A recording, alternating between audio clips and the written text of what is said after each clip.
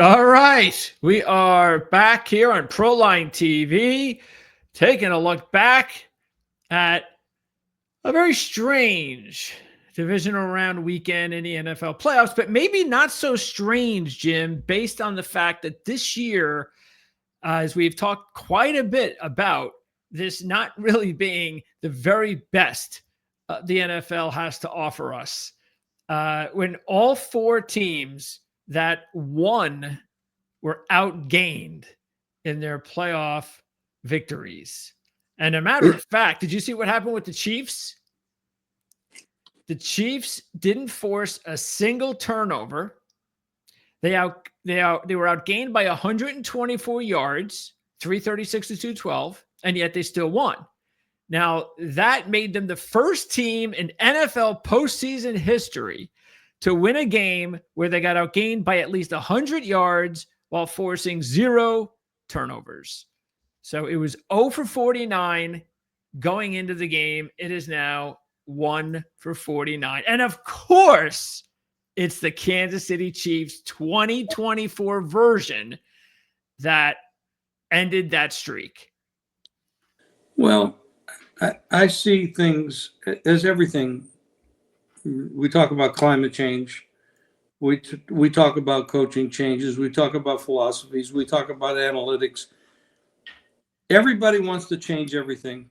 Even if it's great, they still want to change it. They still want to make it better, which is okay. That's what the human race does.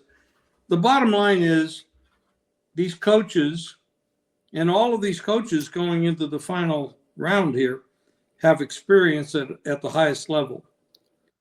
Quinn with the lowest rated team, Washington. Of course, you got Buffalo and Kansas City and Philadelphia all have coaches that have been at the highest level of games being played, whether conference championships or Super Bowls. And we have a lot of money being spent at the quarterback level, taking away from money being spent at other levels. We even have the philosophy that people were preaching a couple of years ago, not very long ago, maybe even a year ago, that don't pay running backs. They're not worth it. They don't matter. Don't pay them, et cetera, which is bullshit. And the best teams are the ones that can run the ball. And if you look at the way these teams are being managed now, it's the teams that are turning the ball over that are losing. So what these coaches are doing is they're playing a conservative, make no mistake, brand of football. The ones that make mistakes, I mean, Washington beat Detroit, giving up a 98% efficiency to Detroit on offense, giving up, and they won. Why? Because Detroit turned the ball over 5 times. Herbert turned the ball over 4 times, giving Houston the win. Kansas City doesn't make mistakes. They just keep grinding and grinding and grinding, and they don't blow you out. When they're ahead, they slow it down. Now, yesterday, which is the knock that I have on McDermott for Buffalo, is he's the kind of guy that get a lead and he'll wait for you to catch up. He doesn't put his foot on your neck and strangle you and put you out of business. The second half of that game, they didn't play offense. They played defense on offense. And they almost cost themselves the game, because if they catch that ball, goes into overtime, they could have lost. Even though Baltimore, in many ways, outplayed them. Except for, of course, Lamar always does what he does at the highest level. He made a few mistakes, fumbles, interceptions, etc. But it's a different brand of football than what I think we'd all like to see. We'd like to see somebody, hey, if you're really good, let's put your foot on their neck and put them out of business so they can't come back and backdoor us with covers or even winning the game. That's what we're seeing. It's proven out in the stats. We've talked about it all year, though, and you've made it a point that this has just not been good football. And again, it's not going to change because they're not going to go back to the rules the way they used to be, where there's going to be more practice and you're going to have more time to gel as a unit. They're just not going to do it. And so this is what we're dealing with. And so you get teams like the Chiefs that are well coached and have a superstar quarterback that they're just winning by default because these teams are just not very good. And they're just hanging around waiting for any team to try and come and get them. And nobody's capable at this point to do that. And it's not like the Chiefs. I mean, they're having like the worst possible year statistically for a team. We've gone over all the crazy stats about the Chiefs and their point differential, how whacked it is. I just went over that stat that they just broke 0 for 49. They were outplayed in the game and still won. And that's because the opposite teams are playing are just not good enough. And that's the game we're dealing with nowadays. And it's not good. I mean, I know there's parity, but not really at the top, except for Washington. But look, Washington's here because of why? Because they've got themselves now a superstar quarterback. That's it. They'd be a 4-win team without him. But they got a superstar quarterback. That's the NFL. Good for them. And that's great. But we need more of that. And unfortunately, that's just not the case. So, well, actually, Greg, I do think that next year you're going to see a big difference. I hope so. A lot of these quarterbacks that are young, I hope so, are developing. They're getting better. I can't speak too highly of anything going on in Chicago with Caleb and all that, but most of these guys like Nix and even down in Atlanta, they put Cousins on the bench. They have a better. I think you have something developing. There's a lot of development going on, but you're going to go through this now. In addition to that, we're seeing the resurgence of the running back. Thank goodness. And yeah, thank God. I mean, just ridiculous concept that you're going to win by throwing the ball 50 times a game. That's absolutely insane. This next round has 4 head coaches that have been at the highest level in the head coaching position, highest level meaning conference championships or Super Bowls. And your defensive coordinators are very important. There's a rule I like to see happen. Stop paying all the big money to the head coach and start splitting it up with the offensive and defensive head coaches too. So they're not having to move around all the time into positions they're not capable of handling, because every offensive and defensive coach cannot be a head coach. It's a different level of skill. It's a different level of management, managing men, getting motivation. There's a lot more downloading of responsibility when you're a head coach rather than the offensive coordinator or defensive coordinator. So what we have is an imbalance, which we have in society. It's the same way. We're paying too much to certain people, quarterbacks, number 1, head coaches, number 2, and we need to split it up a little bit. Well, there's no salary cap to paying coaches, so that's up to the owners. So hopefully they'll start doing that. I know some coordinators are being paid a lot. Let's take all of our lessons from Haslam in Cleveland on how to pay people. Oh, come on. I mean, some of these guys are really smart at the businesses they made fortunes in, but when it comes to doing the right thing with these toys that they have, which is called a football team, they're ridiculous. They're idiots. I mean, Jerry Jones will never win anything as long as he cannot give up the management and the power of the team. He will never win anything. Well, he's going to hire Dion in the next couple of weeks. That will be a huge mistake. That you talk about a clash of egos. Oh, well, that's a disaster. Let's go through these games one by one. You got the Chiefs game, as I said, statistically speaking, they got beat up there, but they pull off the win as usual. Mahomes had the big play where just when he was about to get sacked, he was able to get the ball off to Kelsey for the touchdown.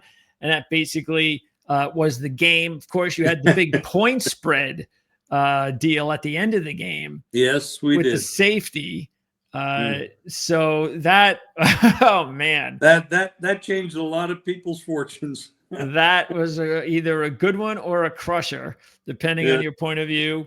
Yeah. But yeah, and you know what? I think about that too. It's like, isn't it so perfect that it was the Chiefs that did it to the gamblers? Because if there's any organization right now that is more hated in the NFL, it's the Chiefs.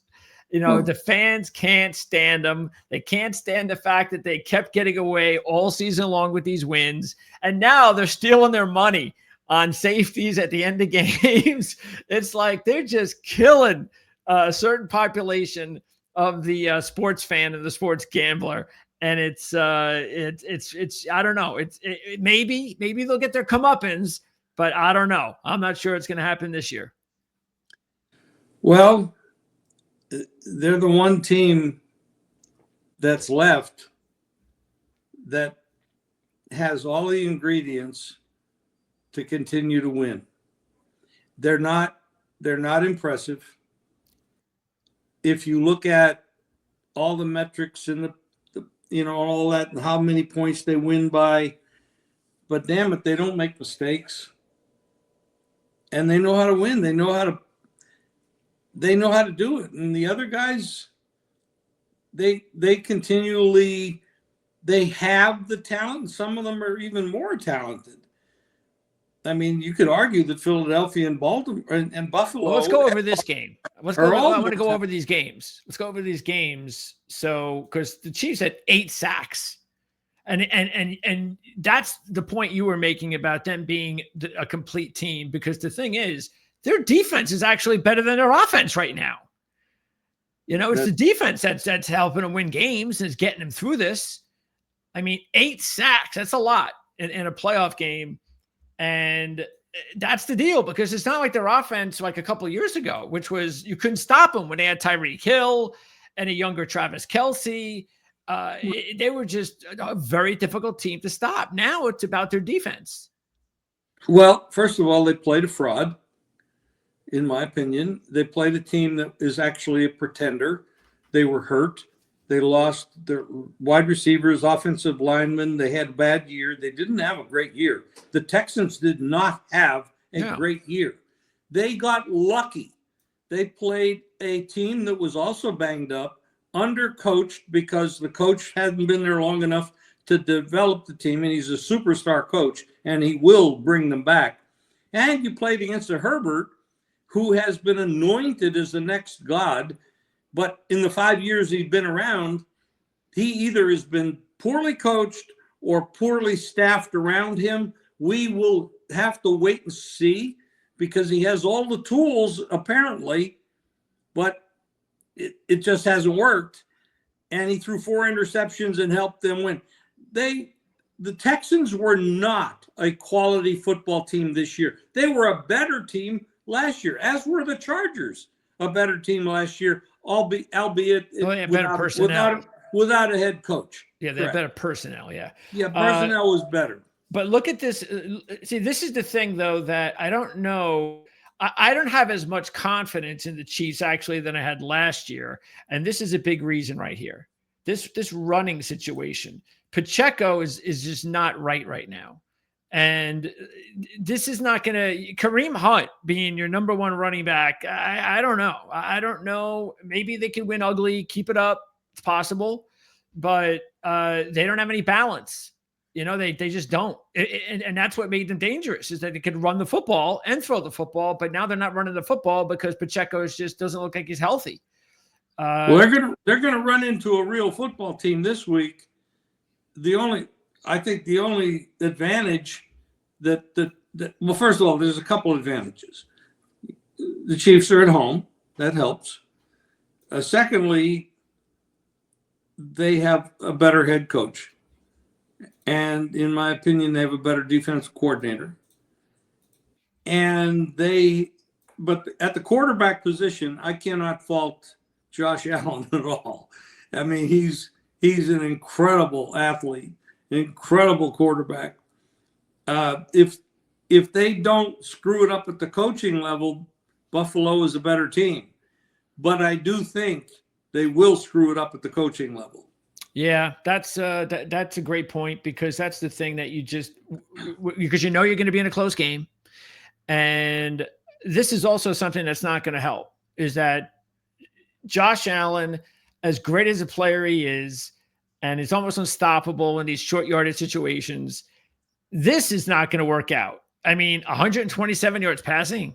No, that was the offensive coordinator. The game plan that they had was let's not make any mistakes and let's not get Josh Allen hurt. Now, and it played. Look at the halftime score of that game. It was 21-10.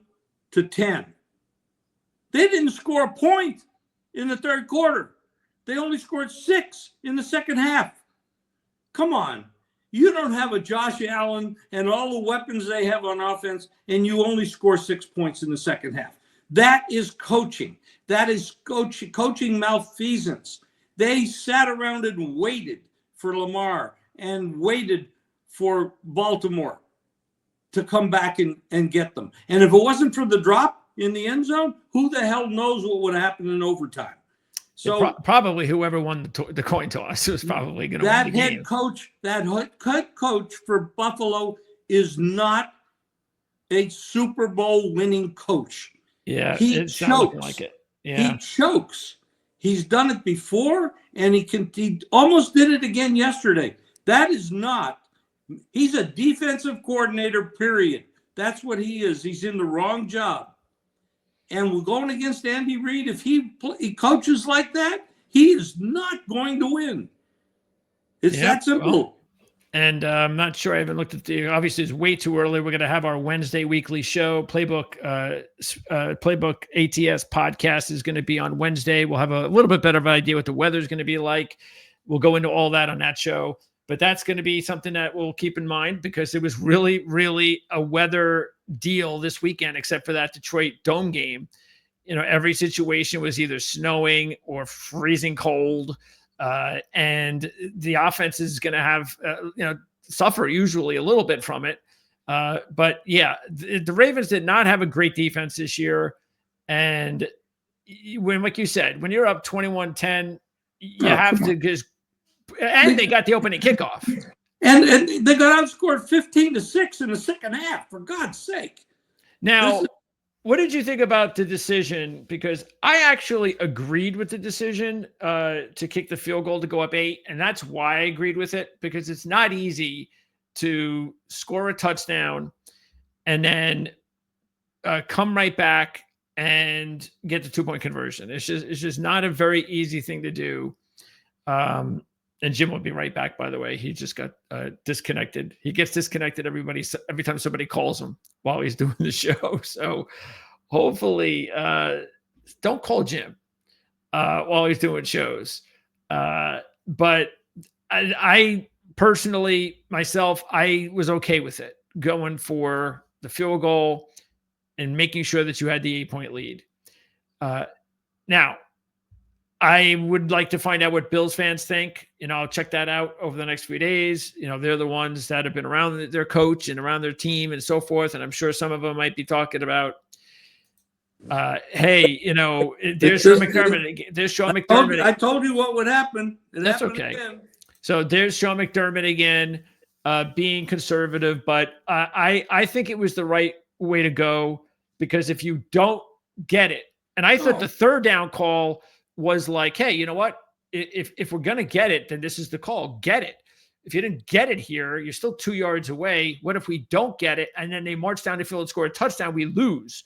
So I was okay with that. I would not have been okay with it if they were up maybe a situation where Baltimore could have marched down the field though and maybe tied the game, like a 7-point game. But at 8, it's a little harder. Not saying it couldn't happen. Baltimore maybe should have gotten the 2-pointer, but I just think that is my opinion. When you knew what was happening and they had to decide to go for it or kick the field goal to go up 8, what were you thinking that they should have done? I'm going up 8. Okay. I missed part of that because the call came in and knocked me. Well, that was all. That's all that was. I would have went for the field goal as well. I definitely go for the 8 because I want to ensure that I'm not going to get beat on the next crazy play. Yes. Yeah. So anyway, and it didn't work out for Baltimore, but you kind of knew predictably they were going to march down the field. And when was the last time that Lamar? Unfortunately, that was not his fault, but No. he has not been lucky in these big games. He just doesn't seem to get them, and that was not, like I said, that was not his fault. No, he had he had an interception, he had a fumble, and one of them was field position, cost him field position. The other one cost him points. But look, the conditions were the conditions, and it definitely had a lot to do with it. It wasn't one of his bad games in the playoffs. He's had bad games. And remember, Jose Flowers. And everybody knew that going into the playoffs that he had Jose Flowers. So it wasn't like this was some sort of surprise. That's why I just didn't get why they were the favorite in Buffalo. I just did not understand why they would be given the credit to be the favorite in Buffalo. If you got a 13-win team or whatever, a 12-win team at home, and you're the dog. No, I mean, with Josh Allen, I don't know. I just, that didn't make sense to me. But anyway, well, a lot of people felt that Baltimore was the best team in the league. They had them rated number one. They seem to say that every year, don't they?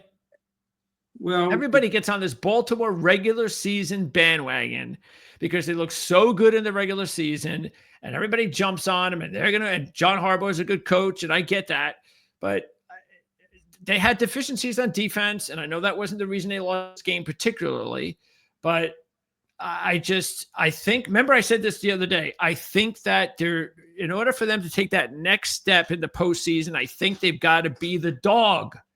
They've got to get this pressure off of them about everybody expecting them to win, that they're the team to beat. They can't handle that.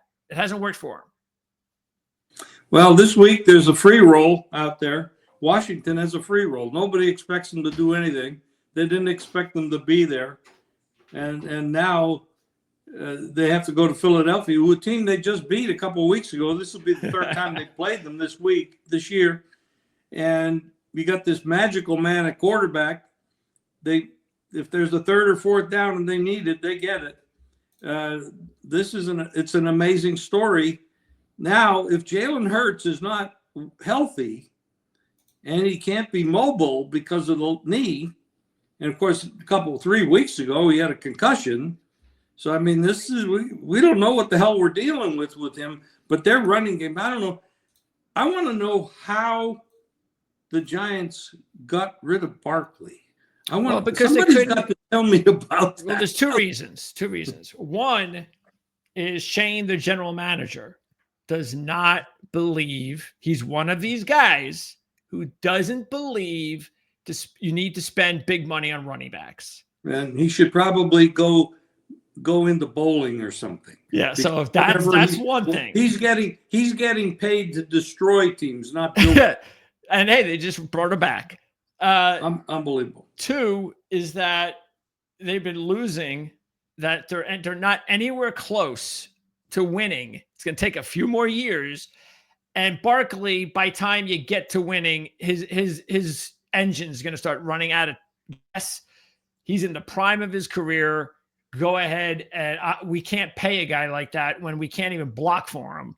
So go ahead and, we'll use our money elsewhere. So, but the other thing is the bad thing. I agree with that part. I don't agree, of course, with spending $6 million on Devin Singletary because you think he'll do just as good as a job as spending $40 million or whatever Barkley made with the Eagles.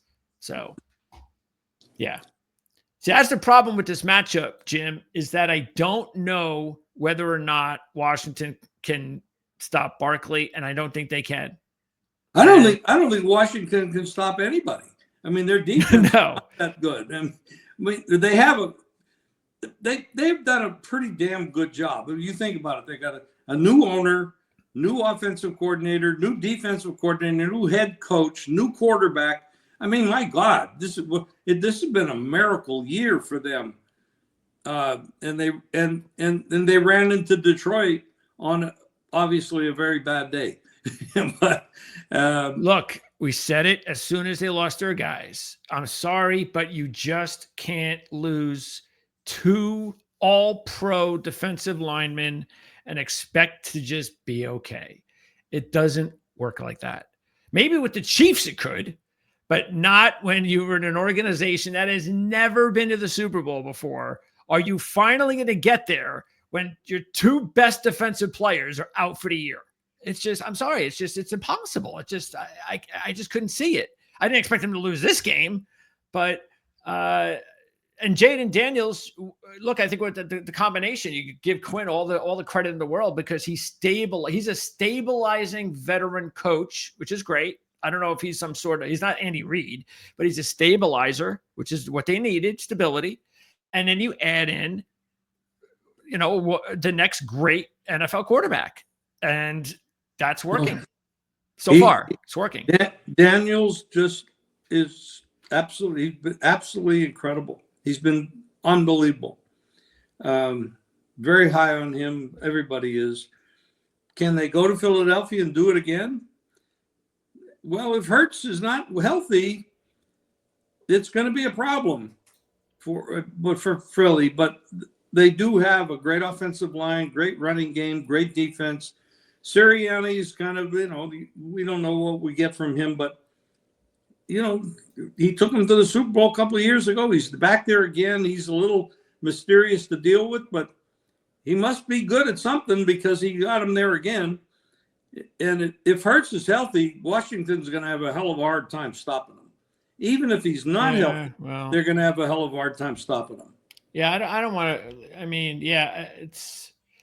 Look, they weren't winning this year because of Jalen Hurts. They were winning this year because of Barkley and their defense. Now they've lost a couple of key guys on defense. You mentioned Kobe Dean's absence that would possibly hurt them, and it did. He's not what made it difficult is Dean is like the major communicator on defense. He's a very important part. And Brandon Graham, they lost a couple of months before that, another key player on defense. So, the Eagles are now dealing with, and they lost the Rams had him in a great situation because their really top rookie corner left the game, Quinyon Mitchell. So he couldn't play in the second half. So, the Eagles are dealing with some injuries now that are going to hurt them. And then you mentioned, of course, Hurts, of course. The Philly took that lead and it looked insurmountable. And all of a sudden, and the Rams played pretty damn good. They made that game damn interesting. That was an exciting ending. And I mean, Stafford might, he might choose not to come back. He's been around a long time and he obviously doesn't need to play anymore, but he still played pretty well, pretty damn good. Yep. And I know the stats were okay, and they've been okay with Kyren Williams there, but the Rams need a really good, I don't think Kyren Williams is a difference maker running back. He's too small. He does have a fumbling problem. Yes, it was the snow, but he's got a fumbling problem anyway. And that was a bad fumble on his behalf. So, but they exceeded expectations. And they had it right there for the taking. They had first down inside the red zone, but they couldn't get it. They couldn't punch it in. We had two red zone endings over the weekend. There was the drop ball by Andrews and then the Rams. That was exciting. It was exciting football.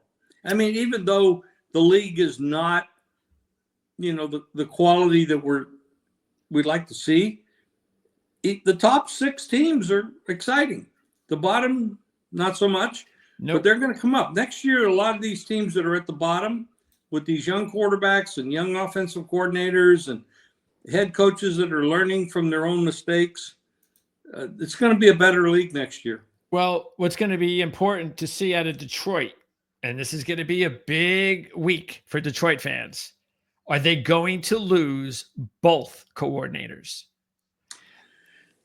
Well, and we know how important losing good coordinators can do to a football team. I'd rather lose my head coach than the coordinators if I had a good team. Yeah. It's tough. I mean, the likelihood is they will.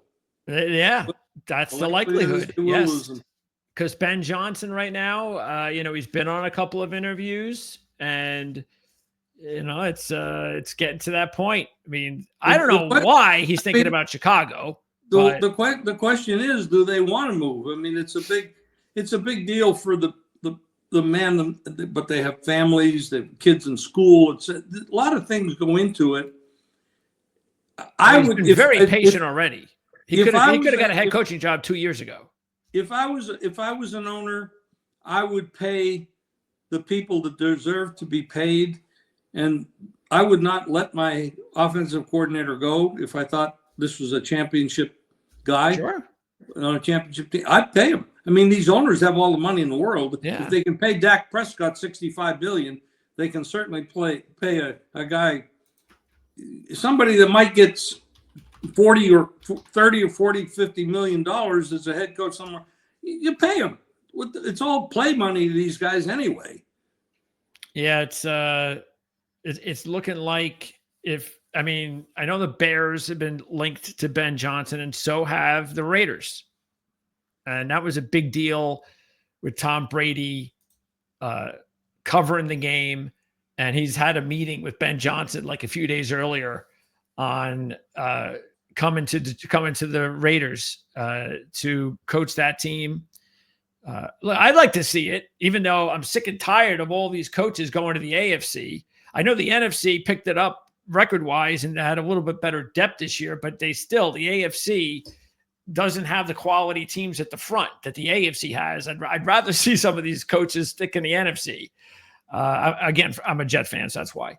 But Ben Johnson, question is going to be, has he been patient enough? He could have, last year, everybody thought he was gone. And he stayed. He said, no, I'm making good money here. It's too much for my family. I'm happy here. He didn't find the right gig, and he stayed. I don't know if it's going to happen again. So, and I don't know. If you think about it, if somebody's making $25 million and they've got a 4-year deal, that's $100 million. And if they move and they get $40 million, and well, of course, sometimes the contracts, let's say it's 3 years to get a 3-year or 4-year deal. It's $160 million. There is a certain point where you're really not going to improve your lifestyle anymore. There is a number, okay, where you can live as well as you want to on $100 million in the bank as opposed to $200 million in the bank. There's, and I'm happier now. I like where I live. I like my neighbors. I like the schools my kids go to, et cetera, et cetera, et cetera. There are other considerations besides money. There is a point where you can just stop and say, hey, enough's enough. Well, I mean, that's, again, I agree with it. I would do it. I don't get why it hasn't happened yet. Maybe it will at some point. An owner will step up and say, I don't want you to leave. You're important. I'm going to pay you. Now, maybe it's just going to take one owner.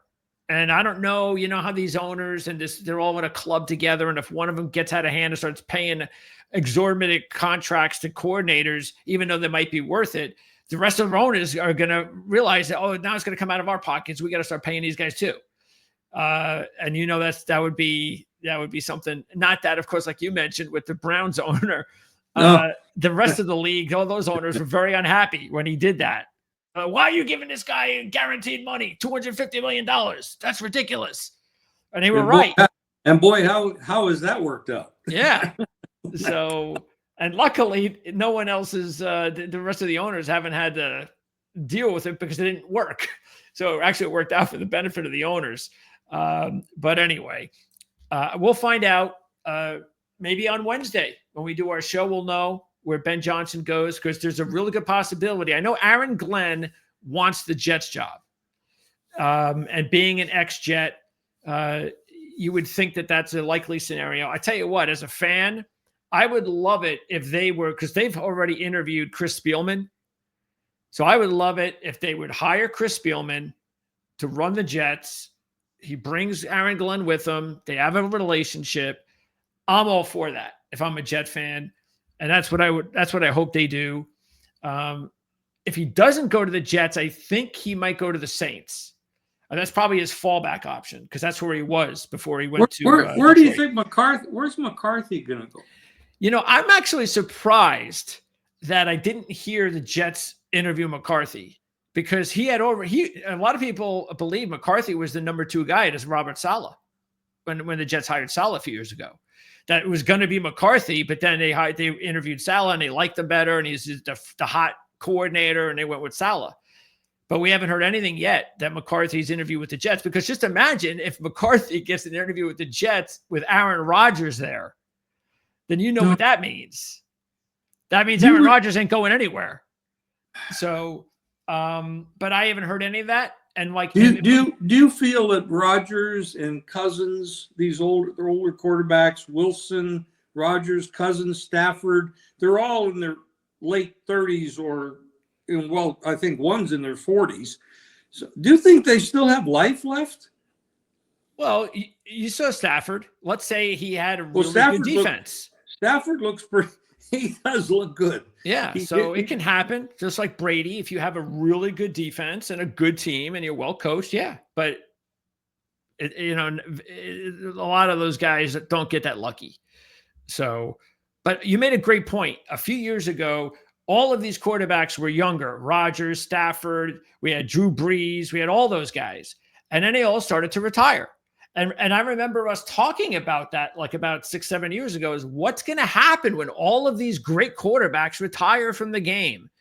What's going to happen to the league? And now we're seeing they're going through growing pains. We have a league with 6 to 8 decent teams, and the rest of the teams are just floundering right now. But they're going to come back stronger. 1 year of experience with the coaches, with the off-season training and everything, it's going to get better. Next year is going to be a lot better. You're going to probably have 12 good teams.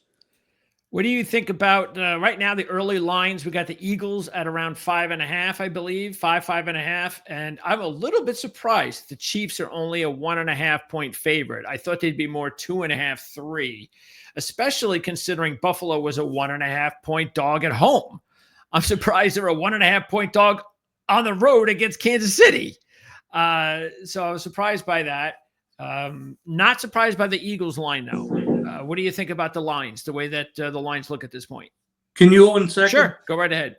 So the over-under lines, we've got, let's see, we've got about 47.5, I believe, is what we have in the Washington Eagles game, and both games, actually. Looks like both games.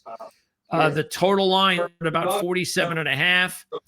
And let's see, because the other thing, of course, is the college football game, which we'll wrap up with here in just a sec. But Jim, I was looking at the lines and noticed that I believe both totals are similar, like about 47.5. 40. I think we're looking at 47.5, 48 right now. The weather doesn't look to be too impactful at the moment, but it's early in the week, so we have to keep an eye on that. But it's obviously will be cold. The whole East Coast is freezing. Football weather, baby. We had football weather this past weekend. Hey, tomorrow morning. Our weather here in Vegas, we're going to have in the 20s when we wake up at 6 o'clock in the morning tomorrow. That is sick. And now in New York, it might be 6 degrees. So that's Philly, New York, all that kind of stuff. And then, of course, Kansas City is always chilly. So I woke up at 8. It is what it is. But these guys, when they're out there playing, it's just when they're on the sideline sitting, it really bothers them. But they have a lot of heaters and everything. Well, right now, like you said, we're a week away, but I don't see anything even close in the forecast for Philadelphia that looks like there's going to be a freeze. It's supposed to be 43 on Sunday. Nothing before or after Sunday. 43 is tropical. Yes. So that's looking really good at Philly. I can't believe Kansas City. I mean, well, Kansas City, it could be, it all depends whether or not they have a start of a cold spell. But as I'm looking here, it's going to be just a little colder. And it might even be warmer. Matter of fact, they're going to get up to the 40s on early in next week. So I think both weather situations are going to come back to normal. I think we had the last of our NFL snow games for the season. And now I think the good thing is that, the weather won't impact the games. So we're not going to have anything crazy going on that maybe take it away from the better team winning. So, well, the question is who is the better team? I mean, this is pretty. These teams are pretty tight. There's one little mistake or one coaching decision or one. Sure. They're tight. Yep. And so we'll talk more about that and get our predictions on our show on Wednesday. You got the college football championship game tonight. I'm not sure if that line has moved that much. I think it was the last time I saw it. I think it was right around 8. 8.5. Yeah. Yep. So look, my mind hasn't changed. I mean, I still think that it could very well be a tough football game. I don't have any sort of magic ball that says this, that, or the other thing, because I think I can see a bunch of different scenarios because of how well Notre Dame has played without their players, and they seem to be a team of destiny. And anytime you have a team of destiny hanging around, you never know what could happen in games. But we know Ohio State is the more talented team. The question is, are they going to finish the job that they started after the Michigan debacle, which would be a hell of a story? Well, let's throw the one game out. Okay, let's say that what do you think about the head coaches of these two teams? And I know you know college ball much better than I do. Well, Notre Dame's got a good one in Marcus Freeman. He is like the next great coach. That's what everybody's been saying. He's living up to it this year. He's got great assistant coaches. And look, Ohio State's got a good staff as well. They've got Chip Kelly, who's been a head coach in the NFL as a coordinator. They've got one of the highest paid defensive coordinators in college football, who's a good one. Both staffs are as good as you would want them to be. The only thing is with Ryan Day is he still has a little bit of a stigma as far as can he kind of, can he close the deal? He's gotten on this run again. Can he close the deal when he's supposed to? Because he has the better team. I think he can. I don't think he's a boob or anything. I've talked about this a number of times. I was only a professional at one, other than my job, what I do here, picking games, and it's a tough job. Picking 56, 58% is never something people think about, but you can make a lot of money picking 58%. A lot of people think, oh, you can't pick 70, 80%, then you're really no good. That's such bull. But yeah, you have your streaks when you're 7-2 and 9-1, and you'll go on streak. But the reality is there was one thing that I was a professional at, and in my local area, I was the best in my local area. But when I got into the national level and I started playing people from all over the country and some international players, and this was at Poole, I wasn't good enough. I just wasn't. I was talented enough to be there, but not talented enough to win. And it's something that just hits you upside the head and say, wow, when I'm back in my environment, I can beat everybody pretty much every day. But I'm up here, I can play my best and still lose. Okay, I may not be in the right place, so I'm not going to make a good living at this. So you got to do something else.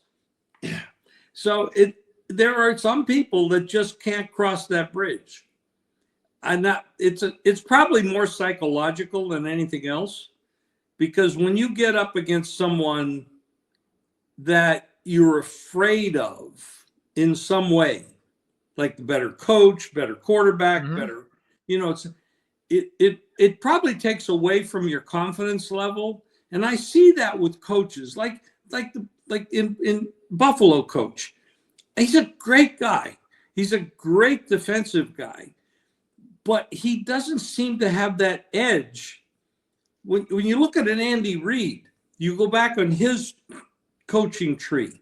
I mean, in Philadelphia, he took the Philadelphia Eagles to championship games, yep. Donovan McNabb, et cetera, et cetera. I mean, it's just there's something about the mentality. And I'm really not going to try to explain it because I can't explain it. But it's there, and you see it. Now, when you go back to Dan Quinn, head coach Atlanta Falcons, up 28-3 at halftime, with Shanahan as the offensive coordinator, and they blow the game.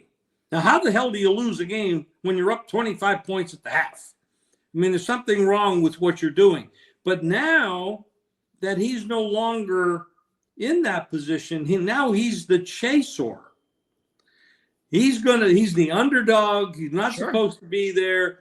There's a lot less pressure on you when you're not expected to do something, which is why you talk about a lot of times, I like to bet on this team when they're an underdog. Why? Because there's not really a lot of fear of blowing it when you're not supposed to win in the first place. Which is why I think the Ravens might stand a better chance if they're in that role. Making them a favorite on the road might have been the worst thing in the world. Yep. It could be. Yeah. There is a psychological part of this other than the physicality.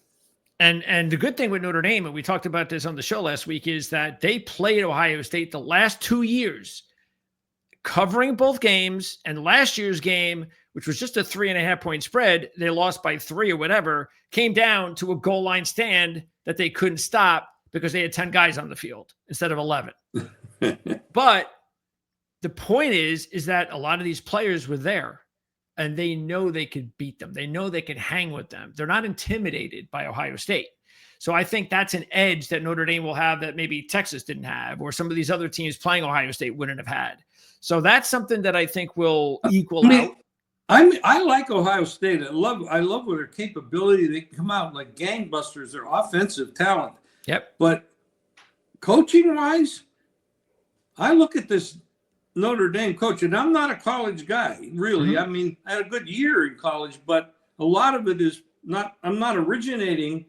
I was following and listening to a lot of different people, and I had a good year, but that coach for Notre Dame scares me. He is very, very good. I think he has a very high ceiling, and he might end up being a pro head coach. Yeah, not anytime soon, but yes, maybe when he does what he needs to do at Notre Dame, maybe wins a national championship or two. Yes, I can see him going off to the NFL. But right now, he loves coaching kids. He loves making differences in kids' lives. And he just loves where he is. And he's making money, makes a lot of money. How much money do they make? Oh, college coaches make sometimes just as much as NFL head coaches. Okay. Really? So they're okay there. And then again, you get all the other perks that come along with being a head coach for a college football team.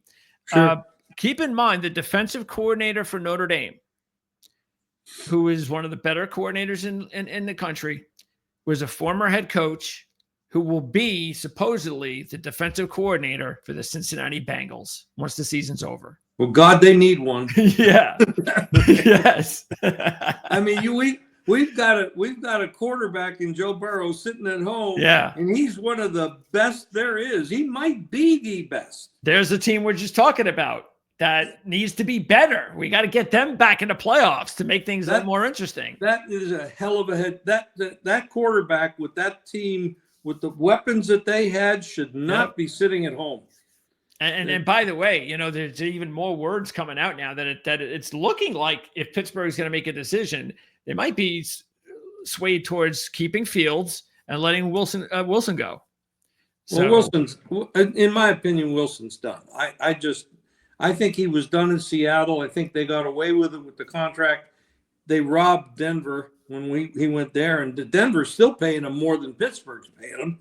So, and no, I think Wilson's done. And I loved Russell Wilson when he came to Seattle. I was a big fan, but he's had his day, and he overcame size-wise and everything else.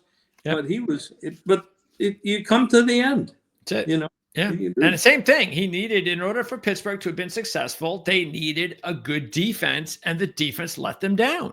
They did. So, they did. He wasn't there to be the savior. He was there to just captain a team that needed a better quarterback than what they had, because they didn't have good quarterbacks. We know that. I mean, nobody looked worse the last 5 or 6 games of the year than they did. Oh, my God. So they fell apart. Yep. So anyway, there you go. We're going to wrap up the championship game on Wednesday show as well on the Playbook show. So don't forget to check that out. Should be available sometime early in the evening on Wednesday. Looking forward to that. Also here on Proline TV, Brady Cannon and I are going to preview the PGA Tour event, the Farmers Insurance, that will be starting on Wednesday this week. Very smart by the PGA Tour. They decided to move the start of the event to Wednesday and end it on Saturday to not conflict with the NFL Sunday.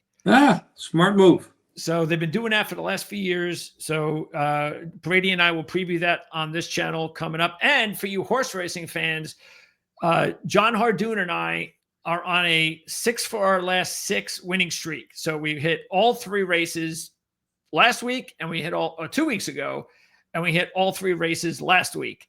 So we're on a nice hot streak. Don't forget to check that show out. We got big racing coming up at Gulfstream Park in South Florida that we're going to talk about on this week's show. So lots going on here at Proline TV. And don't forget also on our Playbook show, we're going to talk college basketball for the first time in this particular season. So, by the way, we should mention that today is not Inauguration Day. We have a new president. We have a new administration. And I just, like everybody in America, we should all wish them well. Whether you're a Democrat or Republican, Independent, doesn't matter. We need to have a good 4 years. We need to have a good decade. Yeah. This is still the greatest country in the world, or one of the greatest countries in the world. I've been all over the world. I know that there's a few other good ones, but this is a good one too. And by far, yes. We have a lot more right here than wrong. Yeah. And I just wish the new administration, the new leaders, all the best. And I really like to reach out and just say, God bless all you people in LA with the fires. And I know it's still going on and the wind is back up again. And I don't know what the hell they're going to do. You went through it with the hurricane. So you have a bit of a feeling for what they're going through. I don't know how you recover from all that. That is awful. I don't think you do. That's the unfortunate thing. It's unbelievable what we're seeing. But especially when you don't have insurance companies helping you. They only have so much money that you can't. I don't think you have enough money to pay for a whole state to rebuild. No, you need assistance. Yeah, the government, somehow the government's going to have to find a way to help with this, and I know they will. But it's an awful thing. There's so many people I know, and I don't live there. So many people I know that have really lost everything. And I know these people. It's unbelievable what's happening. It's like having to deal with a hurricane every day for 2 weeks. Yeah. Yes. And the winds stop. And the winds are back up again today. Horrible. Yeah. It's one of those things that unless you go through it, especially if it gets really bad, you don't realize it, because if you start communicating with the outside world, you realize everybody's going about their regular business, their regular day. Not they don't care, but while everybody's still doing their thing, you're like in this completely different world where nothing's happening, and you're got money. If you're not rich and you've lost your house now, everything has changed, and your whole life is just you. Hopefully you have family. Hopefully you don't need the government's assistance right away, because if that happens, then you're really in trouble. They got no food. They got no shelter. They got they got clothes are all gone. Memories are all gone. Their animals are gone. There's so many. A lot of people they don't talk too much about it, but there's a lot of dead people too, and injured people. And it's absolutely incredible when something like that happens. Now, we've seen it all over the world. There's earthquakes and all kinds of stuff. But this is close to home. And with me, it's only 200 miles away. Really. Yeah. So you could take a drive and be there in a few hours. I'm not going to do that, though. No, I would not expect that you would. I don't know. It's right now. It's not. We're not even at that point yet, unfortunately, where you can't turn the corner, turn the page, and start moving forward, because it's still happening. Correct. So that's the really sad part. So, But yeah, definitely best wishes, and hopefully they'll get all of this straightened out as soon as possible. And that's the good thing about this country, though, Jim. The other good thing is that, you know, whether the government helps you out, and sometimes it's better not to depend on the government. You know that regular people will help you at some point. There are other people who care. To a point. To a point. To a point, sure. We do have a government that is there. We have the different FEMA and other things. Yeah. The Red Cross, God bless them, you know, and yeah, somehow, but it's not going to be easy for those people. No matter how many people help them, it's not going to be easy.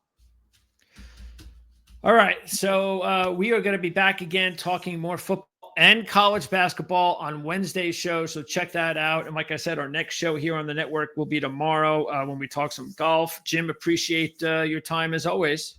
Thank you, Greg. Have a good one. We'll talk soon. You too.